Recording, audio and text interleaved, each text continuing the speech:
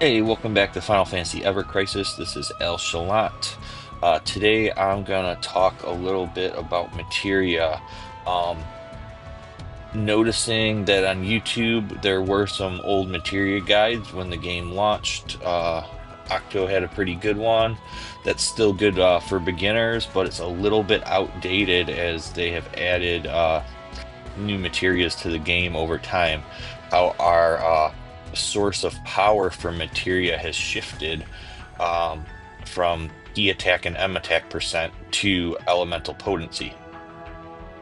Um, the biggest difference is the new elemental potency materias that we get with each month. There's going to be a escalation or event that gives these recipes for elemental potency materias that come with a sigil attached to them. And we got a whole bunch of them so far: circle sigils, triangle sigils, X sigils.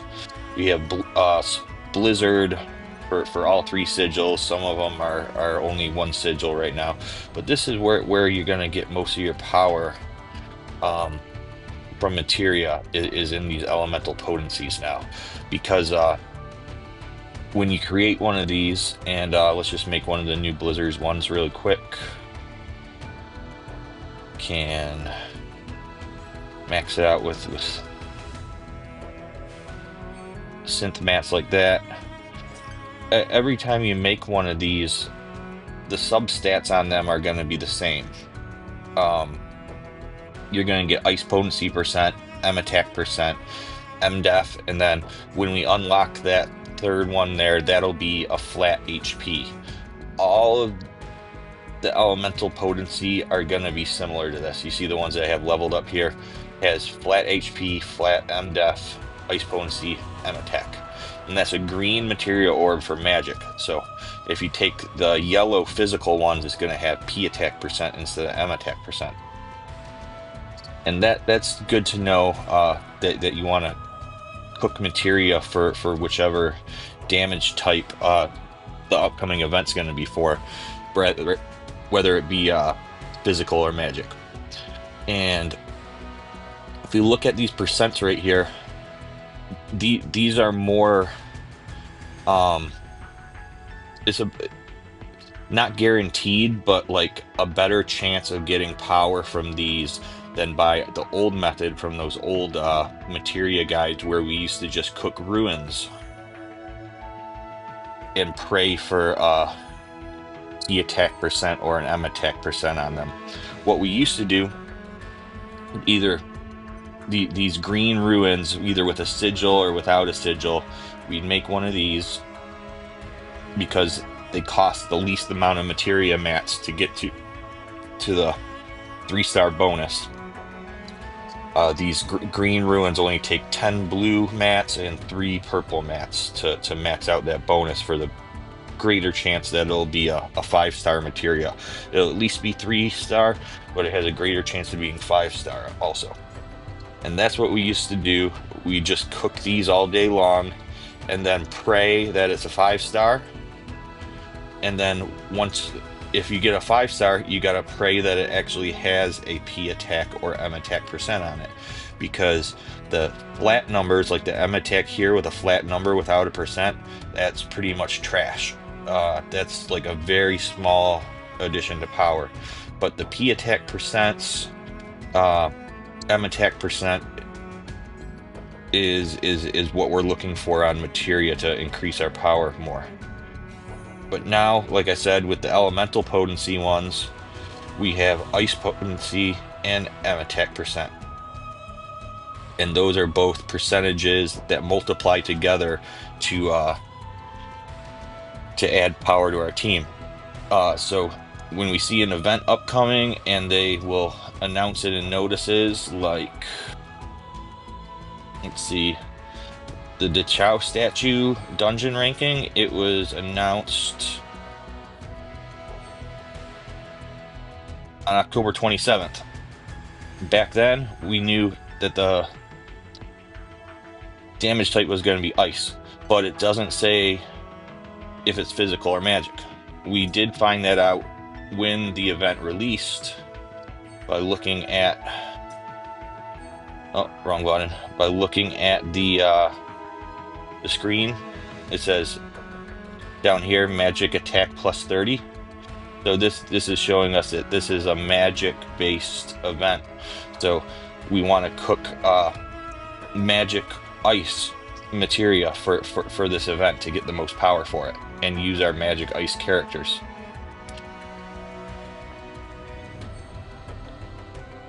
Similarly, and you could tell that as soon as the event's released.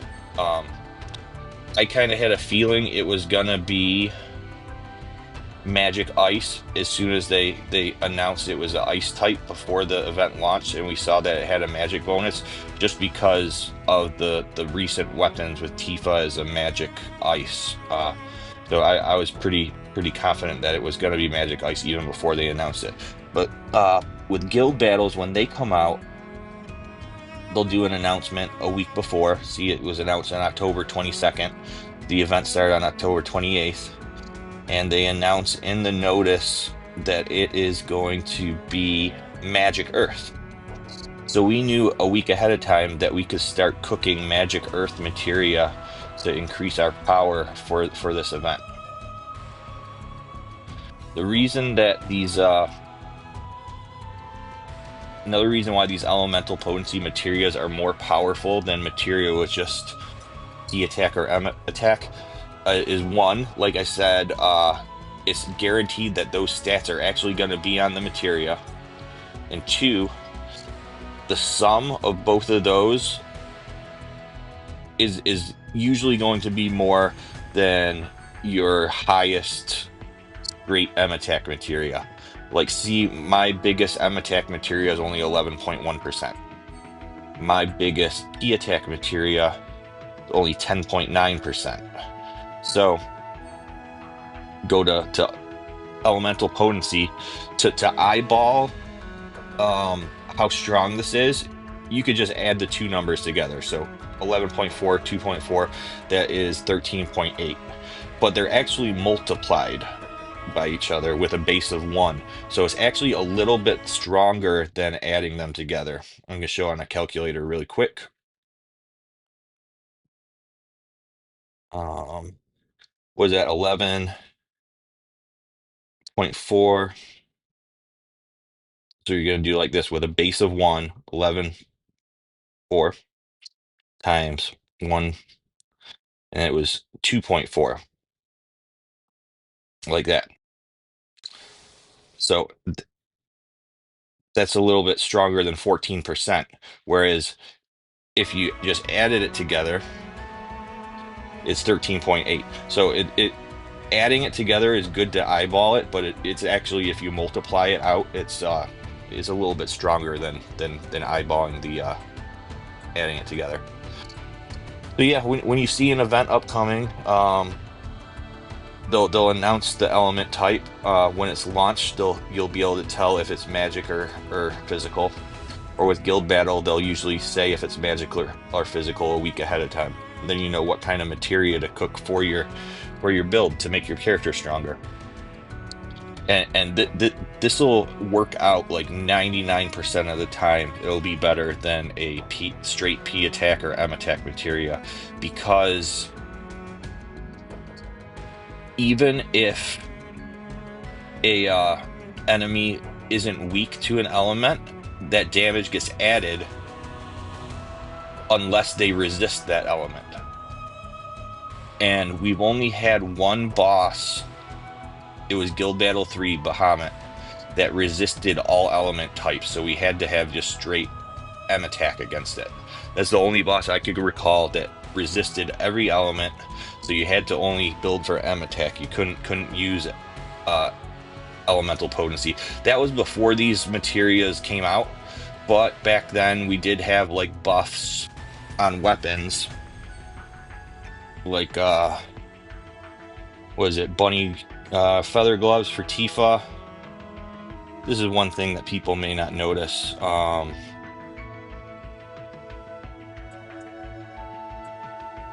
feather gloves. Feather gloves increases water damage, gives you a water damage buff.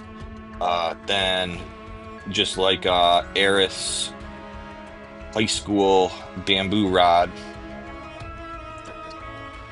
is the new meta for water damage because it's AoE. It'll give water damage increase to everybody. Even if an enemy isn't weak to water damage, adding an elemental buff will make you do more damage to that enemy as long as they don't resist it. If that makes sense. So, and the only boss that we've seen recently that resisted all elements was that Bahamut for the non-elemental magic guild battle 3 back at the first year anniversary. Otherwise, if they don't resist an element, you can still use elemental potency buffs to increase your damage. Same with our abilities for elemental damage will still increase the damage to an enemy, even if they aren't weak to it. The only way that it doesn't work is if they resist it. So with these materia, when you start cooking them when an event's announced, you're looking for the 5 stars because they'll have the biggest rolls, but you'll end up with a bunch of overflow. You'll get only like 1 5-star for a whole bunch of materia. You'll have a bunch of purples, a bunch of blues, a bunch of greens, and it'll take up your inventory like this. So how do you deal with this? Well, if you're just starting out, you can level up the purples. Or if you want to be a little bit more picky about it, like I am, I'll still level up some of the purples because they do have a chance to turn into a 5-star upon upgrading at level 5, although it's a really small chance. And I've already went out and picked all of these out, but you see this one has all 4 substats on it. Ignore that it's a level 6, but if it's a level 1 and it already has all 4 substats, those are the ones I would level up first because, and let's see, I'll go to this one. Once you level up a materia to level 2, it'll do a stat roll on all of the even numbered levels. So if there's only 3 substats on it, it'll kind of waste your first roll to unlock that 4th substat.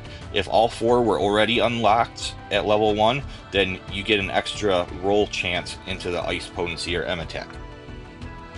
So that's why when I go through my purples, I look for the ones with 4 substats unlocked already, and then level up those ones.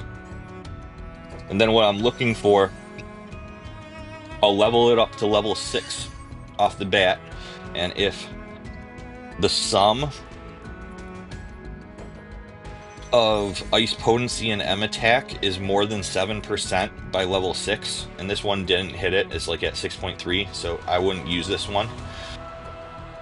If it gets to level 7 by or 7% by level 6, I'd probably finish upgrading that one to level 10 because it already would have gotten a couple rolls into ice or magic attack, and that it wouldn't, I'd figure it wouldn't be as much of a waste of materials to upgrade it to level 10, hoping that the next 2 rolls at level 8 and 10 would also go into ice potency or magic attack. And these purples, if you're just starting out with materia, getting a 10%, 11% on a purple is fantastic. Usually it's lower than that, but that's what I'd be looking for as a basis for a good purple materia. And then you just use the blues and the greens to level the purples up. And then once you level up all the ones that have the 4 substats unlocked, you could use the ones with the other purples with only 3 substats to level up the rest of them. And then once you level some up to 10, if they don't work out for you, see this one's just over 10%, so if you're starting out, this one would be great. But if it stays at 7% by level 10, I'd use those to level up the rest of your level 6s faster too. Just so you're not using as many of the potion items. So using materia to level up using your bad materia to level up the ones that you're trying is better than using your potions, so you could save your potions. These right here. So that's basically how I deal with all these extra materias after an event is done. I'll go and level up the purple ones that have 4 substats, then use the rest of them to kind of level up the ones that have the best chance of getting a high number. So we get these recipes from the events that are on the lightning event right now. It had in the exchange, it had the recipe for Blizzard with X Sigil right there. And then if you do the escalation challenges, the rewards for escalation challenge give you a free 5-star of magic and physical for whatever this month's elemental materia is. So that's a free shot at a high percentage materia, because the 5 stars have the best growth rate. And you see, this is my best magic ice. It's 11.4, 2.4. That's pretty good. An outstanding one would be like right here. My quake blow is 13.6 and 2.4. That'd be pretty. That's a pretty outstanding one. Average would be like a 9 and a 3 here. If they add up to 12, that's okay. If it's only 10-11%, that's not great. I'd shoot for around 12%. So that of a sum, and that'd be 12% on each of the materia slots that you have for your attacker, compared to if we were just using a straight M attack materia at 11%, 10.3%, 10.3%. So 3, 12, or 13s is going to be better than those 3 right there.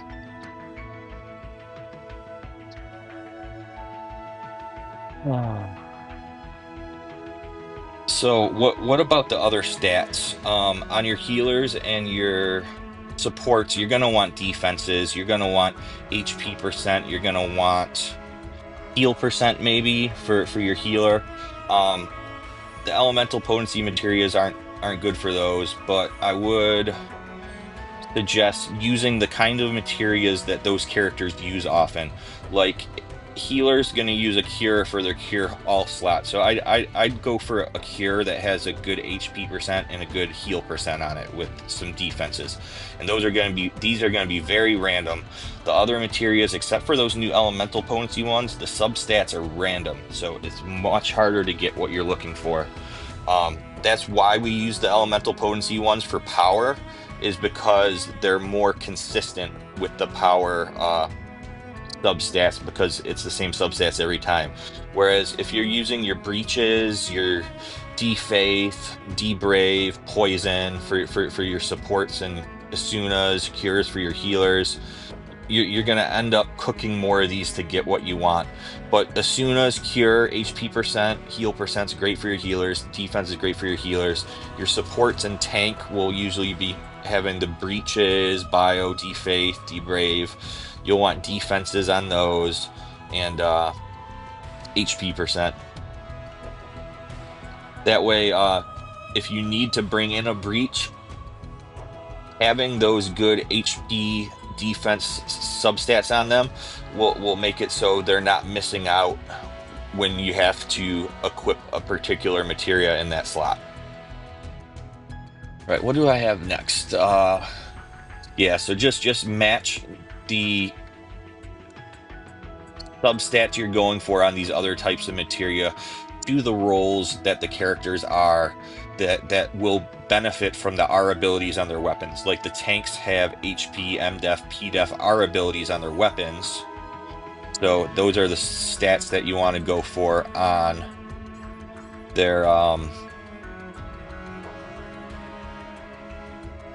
materia. See, HP, MDef. So if you have that on your materia, it'll get multiplied by the R ability. Also want to consider sigil types, going back to elemental ones. And if you know what sigil type your character is, will determine what kind of elemental materia sigil type you want to cook. So ice right now has all three sigil options: circle, triangle, X. Earth has X and circle, I believe.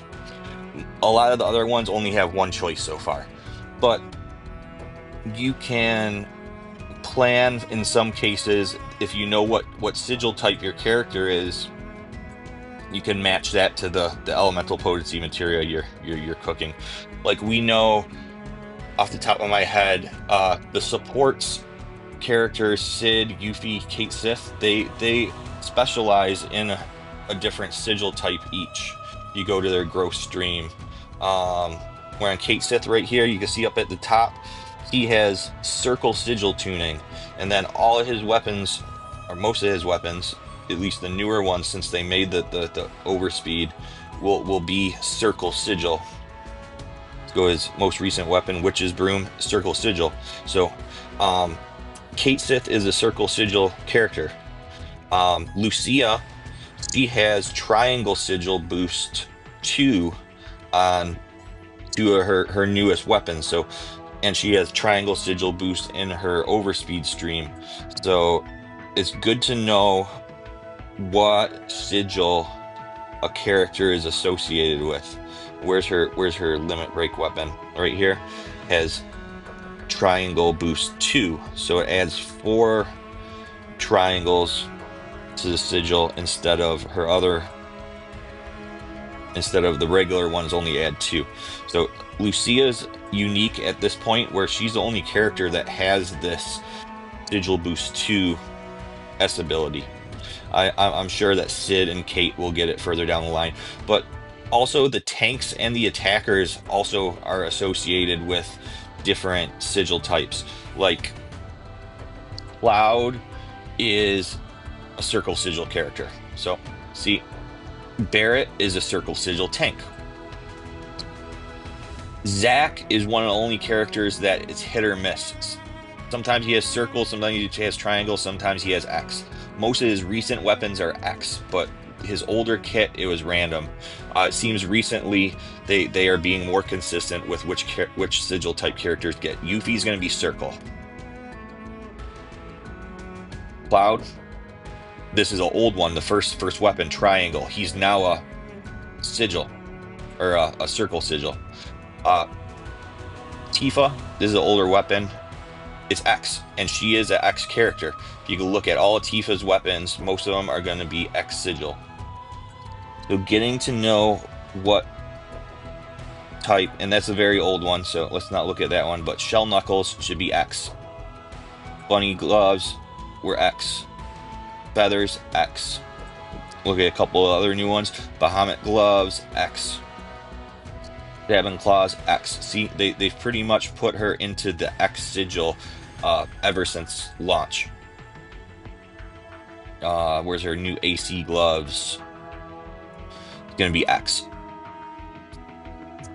So yeah, circle would be Kate Sith, Cloud, Yuffie, Barrett.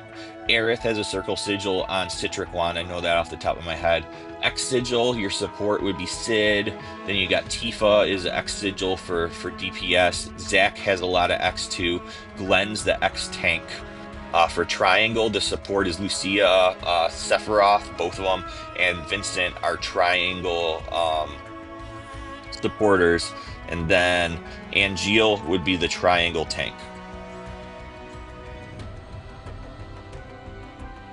You can see, look for, he doesn't have a lot of them with a sigil, but Tranquility, triangle.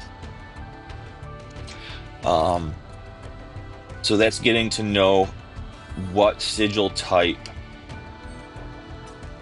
goes with each character, which will show you which type of elemental materials to cook for them. I think that's about all I wanted to cover tonight. I tried to get through this pretty quickly, but yeah, elemental potency materia is where your power is going to come from now. You can see on my build for the new event, I think I'm doing it here with Cloud in the middle.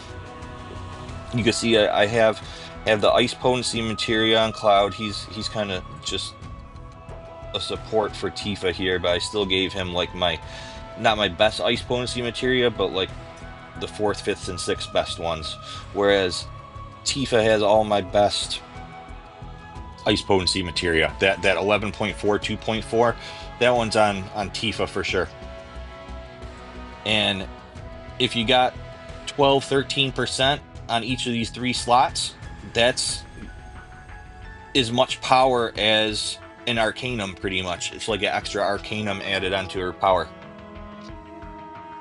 So that's about it. That's all I wanted to do is go through the new materia, the elemental materias we got back at Odin last year, explain how they work, explain how they and of course you do want to match the elemental materia type to the weapon that you're equipping. So ice weapon, ice magic weapon, ice magic materia.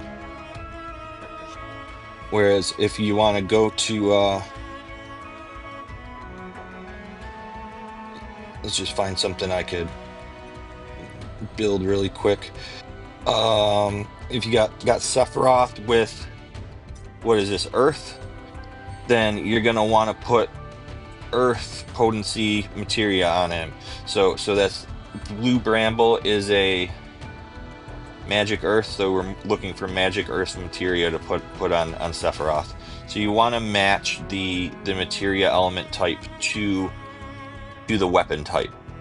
But yeah, that I think that now covers everything I wanted tonight really quickly. I'm going to be doing some more videos in the future. Basically, I want to go over brands. I want to go over how to build a max power team. See, I built this team just to inflate that number, trying to get up to as close to 4 million as I can. It's just like a big PP contest because it shows up in your profile here. I might do some max damage challenge runs with a voiceover too.